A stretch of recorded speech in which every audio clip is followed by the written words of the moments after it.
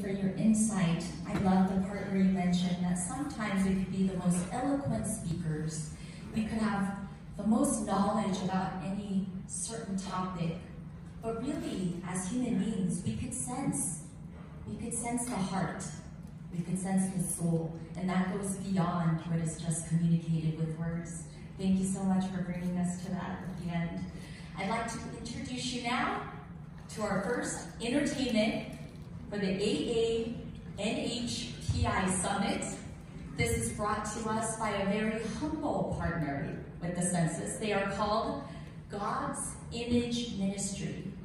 And they are a group of individuals, all volunteers, children of all ages, moms, dads, and guardians of all ages, who have put in their time. When I first approached them with this idea, would you please make a choreography and a music video for our official Census song? They said, go ahead, send it over, let's see what we've got. And I was amazed with the work that they have brought back. I asked them to introduce themselves in the video with their logo and name, but they chose not to. They said, just please share with our Asian American, Native Hawaiian, Pacific Islander community today, and just have them enjoy the music, enjoy the dance. So now I'd like to introduce you to God's Ministry, God's Image Ministry, for the official Census song music video. Please enjoy. The census counts people in your homes, big and small. You count every time you got every call. Because everyone counts in the US of A. Everyone counts in their own special way. The census counts every brick on all who live with you. Sisters, uncles, grandmas, and your newborn babies too. Because everyone counts in the US of A. Everyone counts in their own special way. We count all the neighbors and the county friends until we got you. The county won't end. Because everyone counts in the US of A. Everyone counts in their own special way. Counting is easy, counting is fun. Everyone counts, and you can count as one. Because everyone counts in the US of A. Everyone counts in their own special way. Everyone counts in the US of A. Everyone counts in their own special way. Bravo.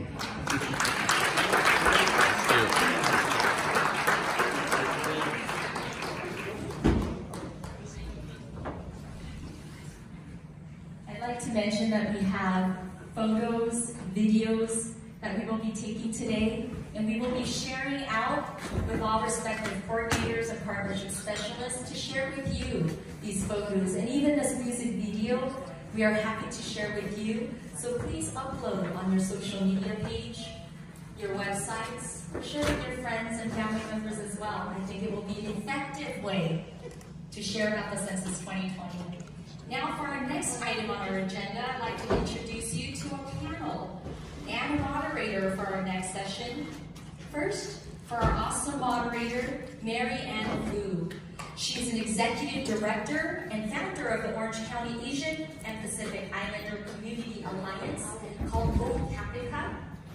And this organization provides free services to more than 40,000 community members a year. Mary Ann has been working for more than 30 years on issues impacting underserved populations.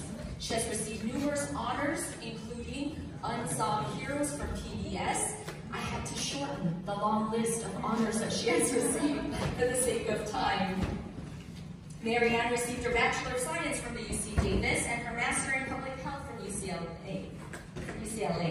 She loves to spend time fishing and watching baseball with her family. Now, please help to welcome our moderator for our panel discussion, Mary Ann Fu.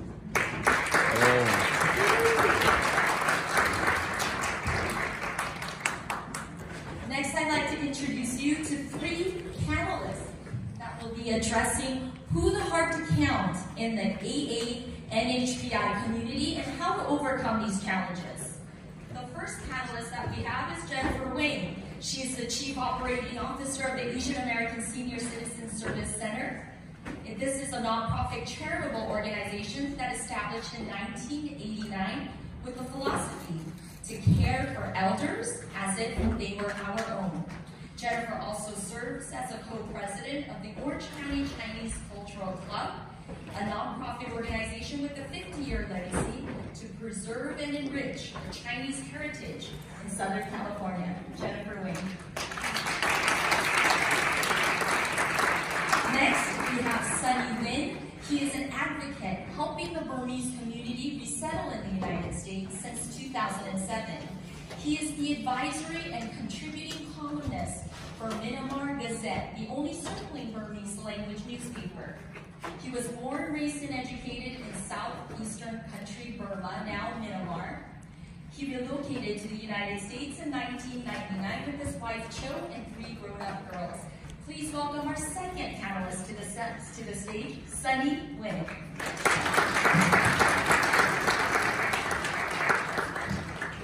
Our third and last panelist joining us is Alexander Kim. He is a founder and principal of 3 Kings Public Affairs, a government and community affairs consulting company with a focus on Asian American and Pacific Islanders in Southern California region.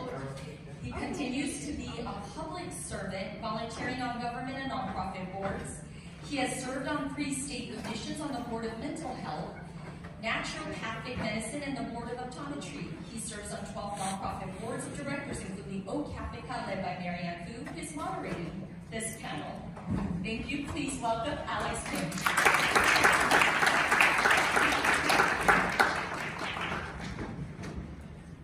Well, welcome everybody. Thank you so much, and we're really pleased to be here. I just want to welcome you to Orange County. You're in the heart of Orange County, and Orange County previously was known as being very white, but Orange County now looks like this room.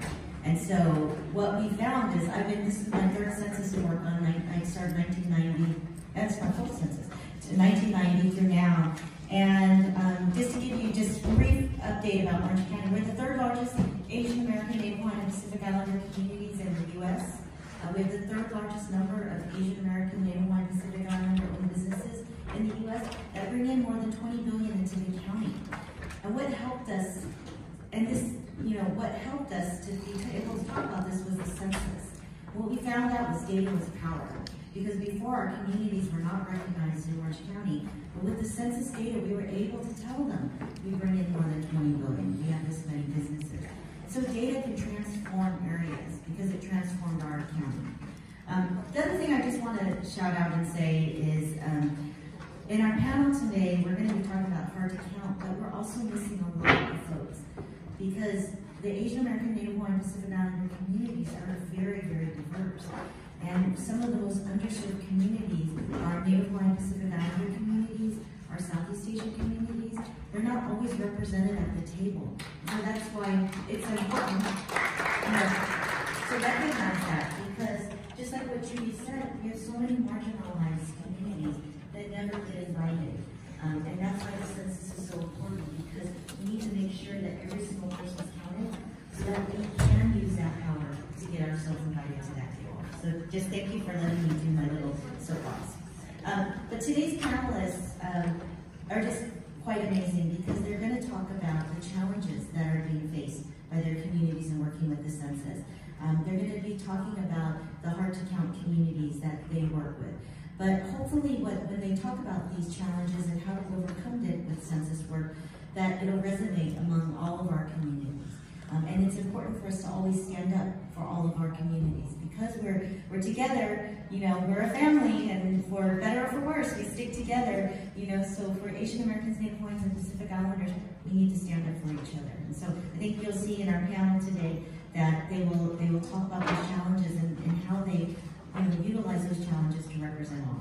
So my question to the panelists, and we can go in any order, just talk a little bit about the communities that you're representing. Some of the challenges, especially right now with the census, because there's so many. There's political, there's environmental, there's everything. Talk about what you're doing to help overcome those challenges, and what would your recommendations be around strategies to support those hard-to-count communities with census? I'll start with Jennifer. Okay, I'll start.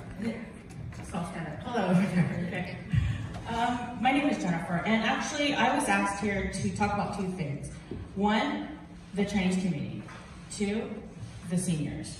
And in my view, the seniors are critical. The seniors, in my view, are always the invisible, even within our API community. I've been to many census meetings, and oftentimes I actually hear from our community members, it's so difficult to engage the first generation. It's so difficult to engage my mom. You know, we have census workers who can't even engage their own parents. So my message today is, it's gonna be okay.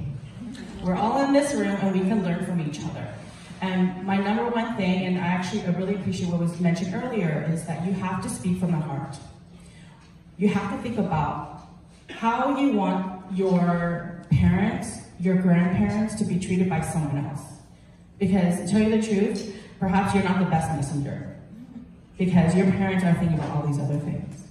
So what you need to do, in my view, you need to find those voices out there, those invisible leaders, and tell them, hey, I can't do it with my own family, can you help? And then within that context, within our community, for example, I have to engage community leaders out there who will resonate better for their groups. And so for us, it starts from the top, right? It starts from the top, and then slowly they're gonna be able to craft their own messaging. Because, I mean, we've seen, you know, those piece of paper with the top 10 reasons why you need to fill out the census, but that's not what our seniors need to be hearing. So for example, yesterday, one of our seniors who's been with us, part of our job training program, as he was leaving because he's graduating from a program, he turned to me and said, Jennifer, don't forget about me. I want to be counted in the census. I need the form for my neighbors. I need the form for all these other people within their building. And I was so moved by that because he is not what you would see as a leader. Actually, at our office, he's our maintenance person. He's the one that cleans the toilets. He's the one that day to day is wiping down our tables, making sure that, you know, we're presentable. So for me, I think that it really starts with building a relationship with seniors. It starts with having a conversation. So for example, what's affecting our Chinese community, I think you guys can guess, is the coronavirus. More than 24 of our Chinese, our Lunar New Year events were canceled, and guess what? Our census messaging was cut, right? We were like, what do we do? And for me, I had to sit down and I'm like, you know what we're really good at? We're really good at reaching the individuals. It starts with the individuals. So we're actually, you know, instead of doing, you know, the campaign, you know, like what's it called? Phone banking. What we're doing is we're picking up our cell phone, we're calling each senior. Checking, how are you doing with the coronavirus? What information are you getting? This is the facts. This is what the CDC is advising. This is what Orange County Health Agency is saying. And then on top of that, guess what? What do we have an opening for? To be a voice. Because we tell them, hey, is there something going on in their neighborhood? Have you heard anything? Have you seen anything? Have you felt discriminated? Right? And then with that, we transition to, guess what? The census. Right? That's the easiest way to have a voice, to be visible, is to be counted. And that really resonated with our seniors. And then, okay, just really quick, another thing that we have to be serving is our international students, our international workers, because they count. They may say, oh, I'm not sure I'm gonna stay. I know plenty of international people who stay, they have children here, right? So we're engaging our international students that we know very well as those professionals that we know very well. Going to the professionals saying, hey, that's your community, you know? You transition from that. You transition from the student to now you're a professional, a mother, a father. We need you to engage those international students. Because I'm not it. I know I'm not it. But I know that they're there, and there's plenty to count. So, with that.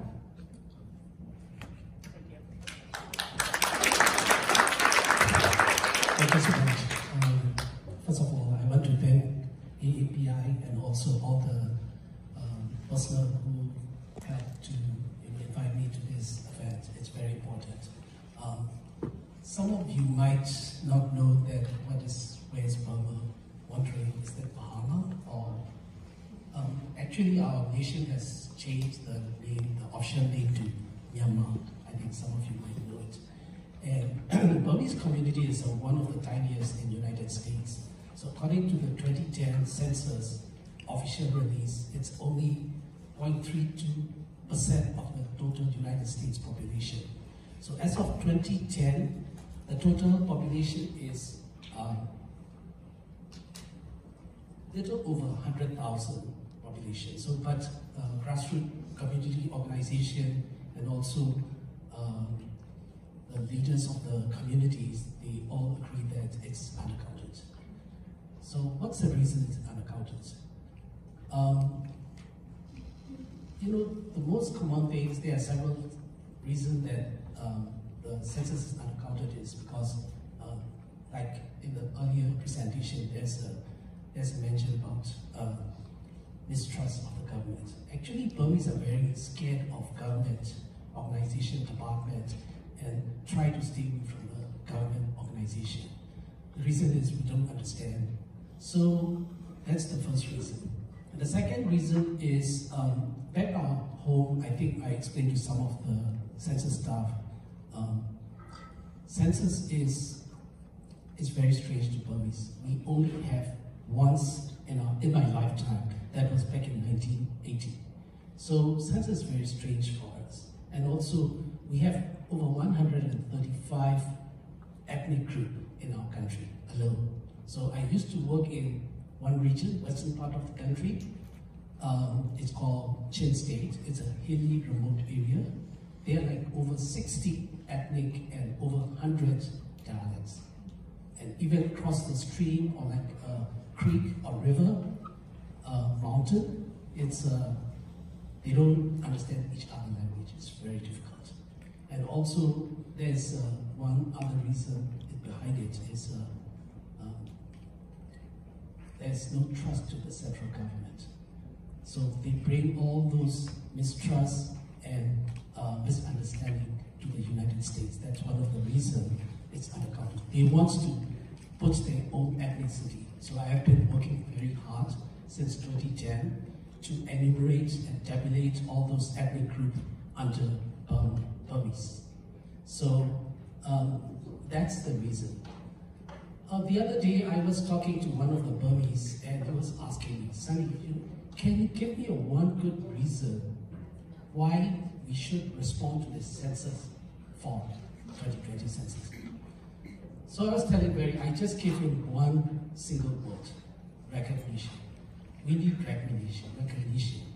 Each of us need to be recognized. That's the way we're going to let the people know, and we'll let the government and all organizations know that we do exist. That's the only way, and that's the only chance we have, only once in 10 years. And on April 1st, that's the only chance in 10 years that we're going to have the opportunity.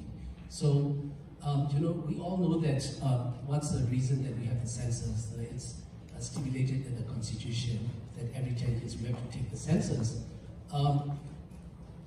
With the census data, we can have everything. So, like, you know, forget about the things like, you know, apportionment of the representation and so on. You know, if you want to set up the census, you need to know about the community that you're going to set up the business.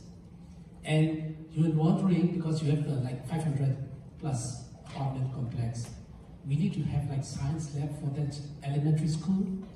That depends on census. Everything is going to be based on census. So the census is very important. If you want to voice your concern, if you have like a problem, like, you know, going to the department or the office or receive the call, because we have the sizable community like Laotian, Vietnamese, Filipinos, they have the translator. For Burmese, it's very hard. So starting 2007, we started with United States government start receiving the refugees from Thai-Burmese border. And we have like a sizable community moved to United States, and some community, they have like some tracts, they have many Burmese.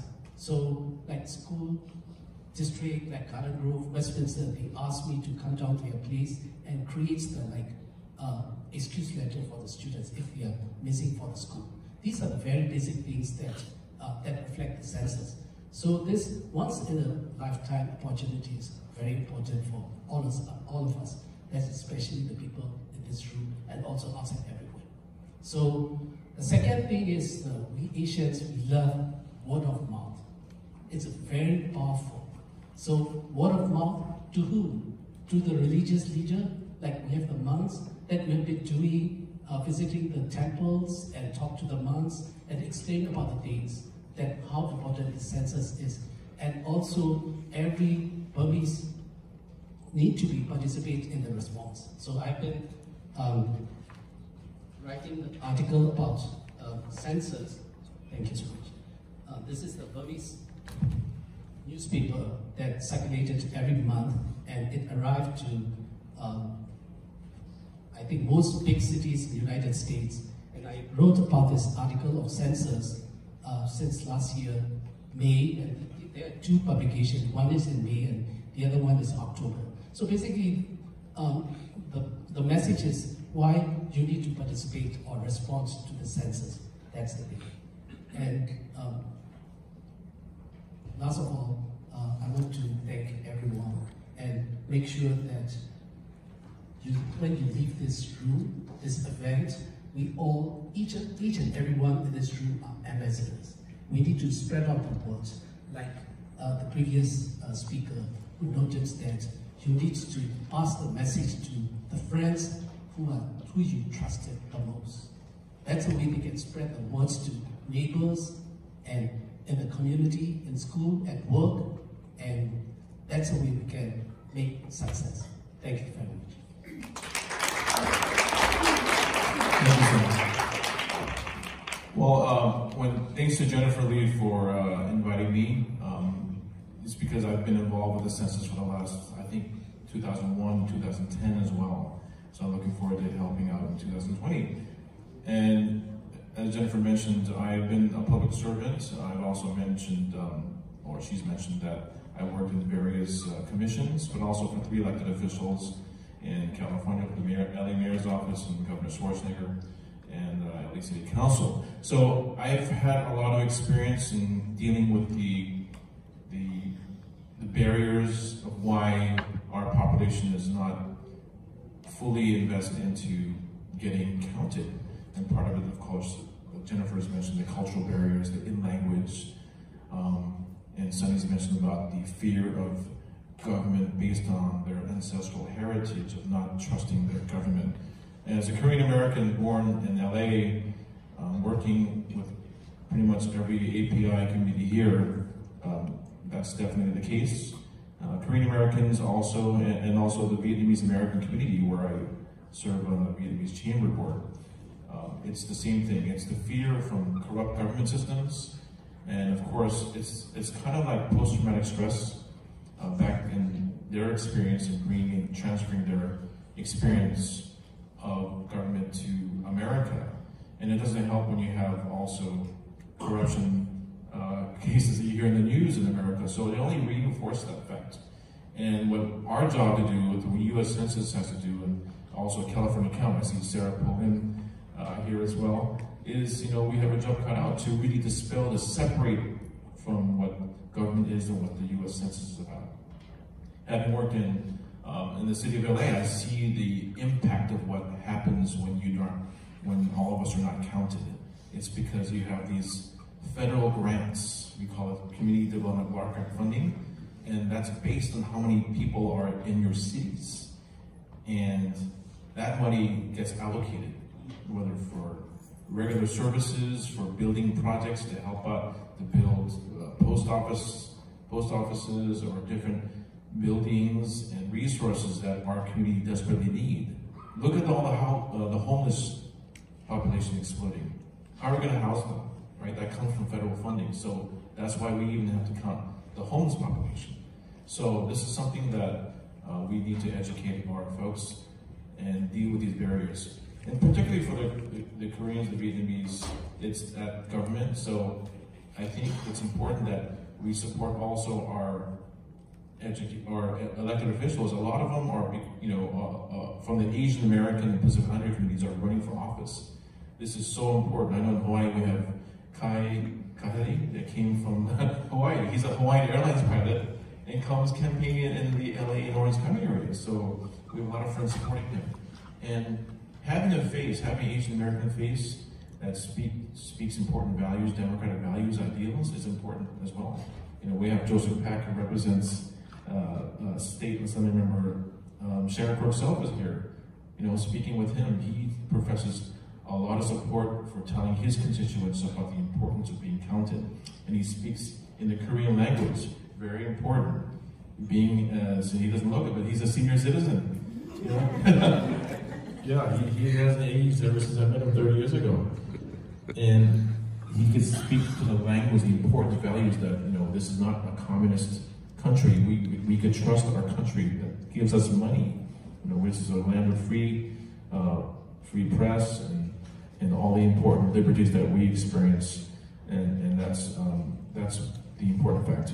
You know, the media as well, I think it's important to also educate our own ethnic Asian American Pacific Islander media, because they have different resources, but they need to hear from not only from the census, but from all of you. It's okay to speak with them and expel your views about the importance of being counted.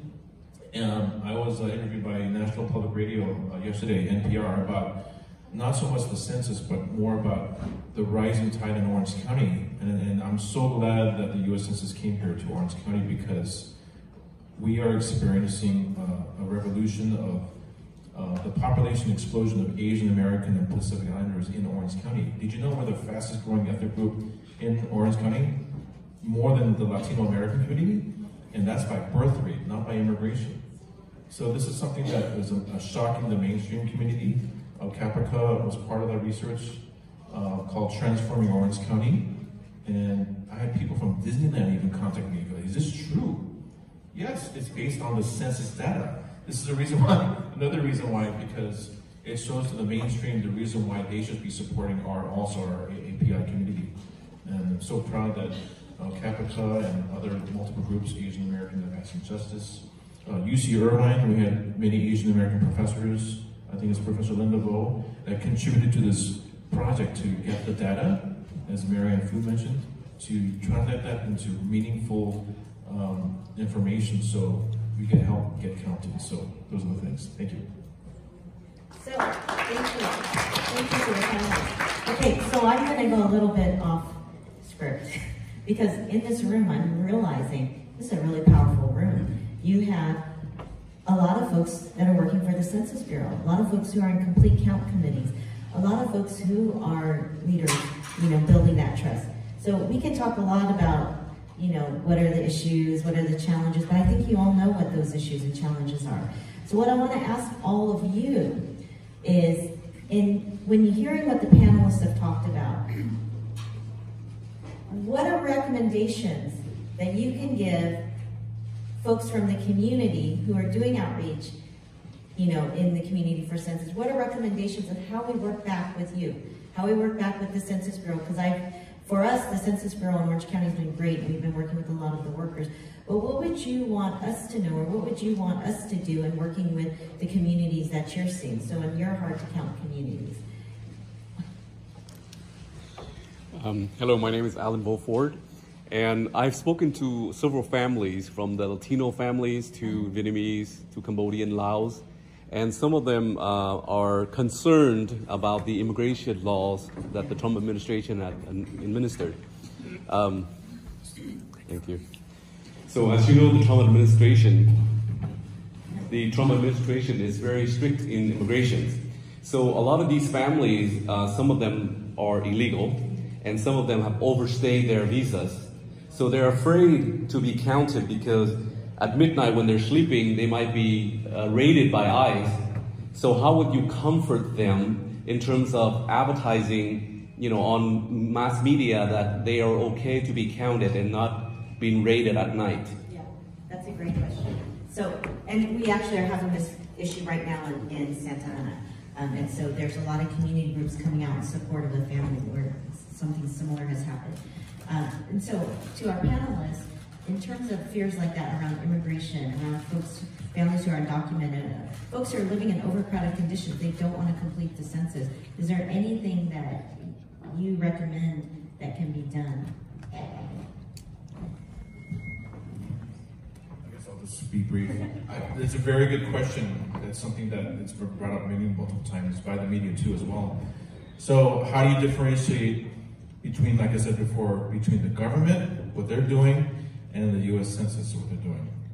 So that's a very important topic to really split the two, because how do you tell the difference? Who's knocking in the door? Is it going to be ICE or the Census, right? So it's a very challenge of what the U.S.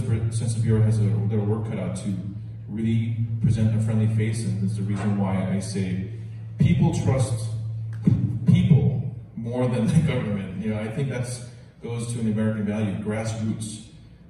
Organizations, nonprofit groups like AAPi, and many of you that are leaders in the nonprofit world, they'll listen to you more than the government, right? Even if it's the U.S. Census Bureau. That's why this great partnerships that are happening between the nonprofits and the U.S. Census is so important to build that trust and to know the difference between the two. I think that's at least the start of it.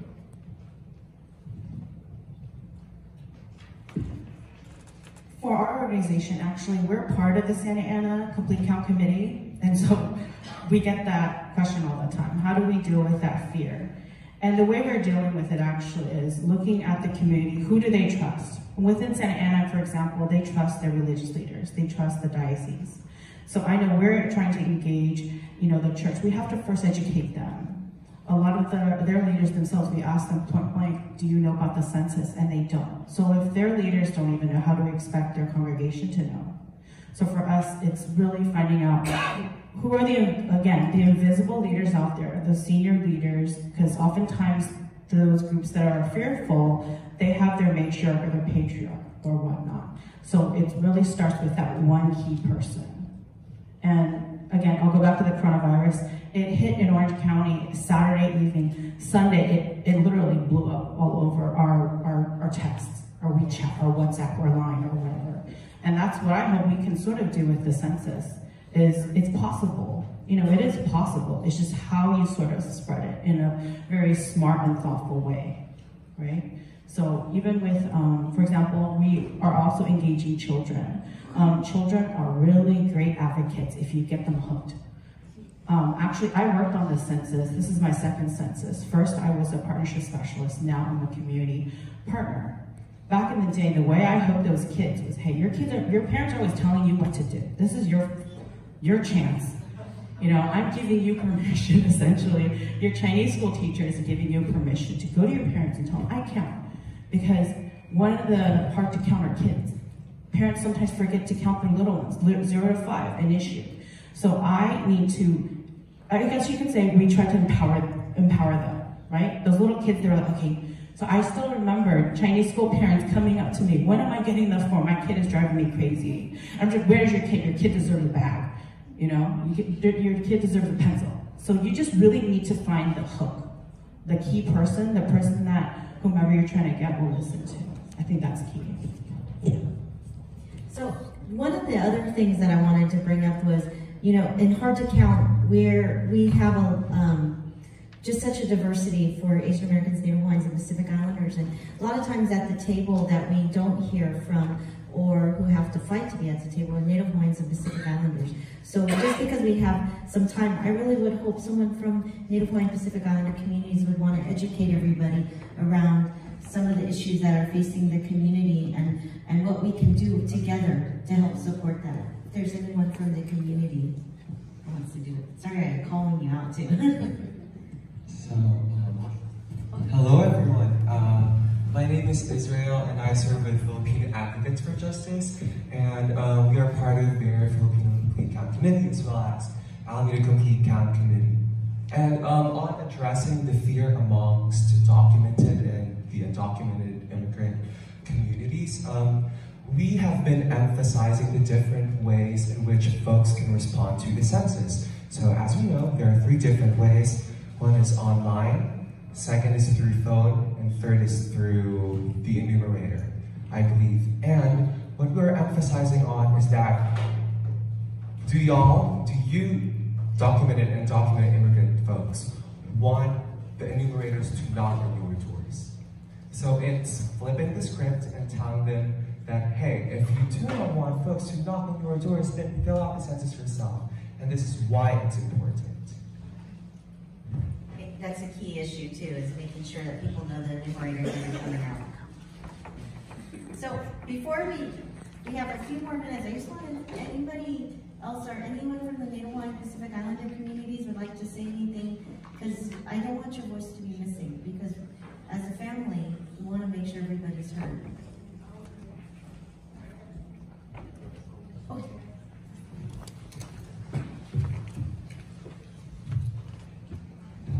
Aloha. My name is Lorna Kohlers. I'm the president of the Pacific American Community Cultural Center and several other organizations in Southern California. The Native Hawaiian and Pacific Island communities suffer from many of the shortcomings of what happened in the Pacific when the islands were taken over by the United States. In Hawaii, we went under the administration of the provisional government, which kind of forced us to integrate into the fabric of the U.S. very early, to the point where we couldn't speak our own language. And now we're trying to recover from that. So when you face those kinds of things and you lose your cultural base, you have to go back and try and find it again. So census is one thing. Now that there are more Hawaiians on the continent than there are in Hawaii, how do you maintain the culture when it's already dissipating, when it's already becoming a part of the fabric that will eventually wear away to no Hawaiians? So that's what we're trying to do, is to maintain our culture. We're trying to make sure that our other Pacific Island brothers and sisters and cousins come along with us so that they don't get left behind. And we know it's about the numbers. So you have to engage, you have to communicate, you have to create your networks, you have to build that trust that the numbers are going to be used properly. That data does matter, but it's good data that matters, not just any data.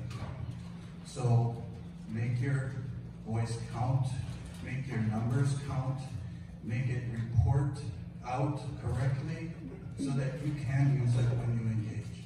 And that's what we're trying to do in our community here.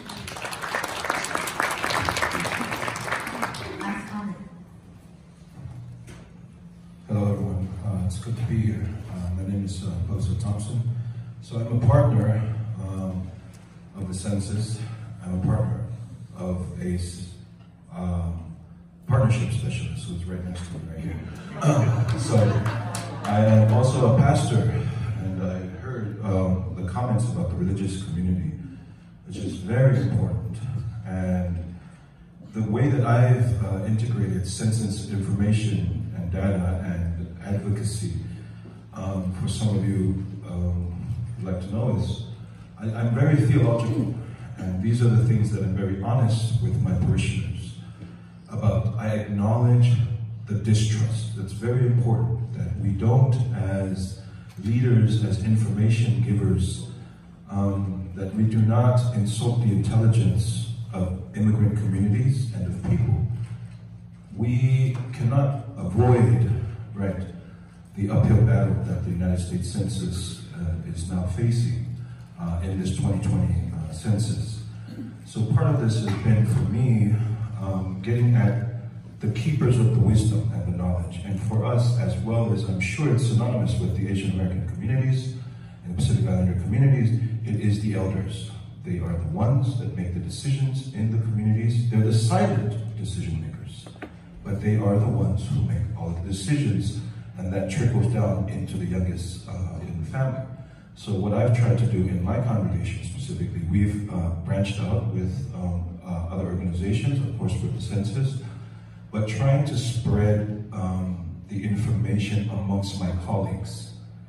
And this is something that's been very difficult, as one of the panelists acknowledged, is if we can get the clergy involved, that's something that speaks a lot, because in one day, they have a platform that can reach a whole lot of people every single week. And then we, sometimes we have district meetings and things like that. So we've tried to integrate that into our schedule as a clergy member and also as a partnership specialist in the ministry that we do together. But I'm also an educator. So I'm a PhD student right now, and I write about these things, right? So I'm, constantly integrating this, but that's like the one main point that I wanted to say was be honest with the people that we serve, and don't insult their intelligence, because they're very, very intelligent people. And if they smell dishonesty, they will not let you in. Okay, thank you. Thank you so much. I'm so sorry we're out of time, but I just really want to thank all of you, because not only do we have amazing panelists, but all of you are amazing and you're experts. And that's the whole point of this gathering, is to talk to each other, work with each other. How are we strategizing? Because we know what the challenges are, we know what the barriers are, we know what's happened to our people, and we know the historical consequences. But just like what folks have said, good data matters. But our communities are intelligent, they're survivors, and they are so strong. We have to remind people constantly about that, to just make sure that we are all counted. So I want to thank all of you, and I hope this continues through our break, through lunch, and through the afternoons, that we're constantly talking and strategizing together. So thank you to our panelists, and thank you to all of you.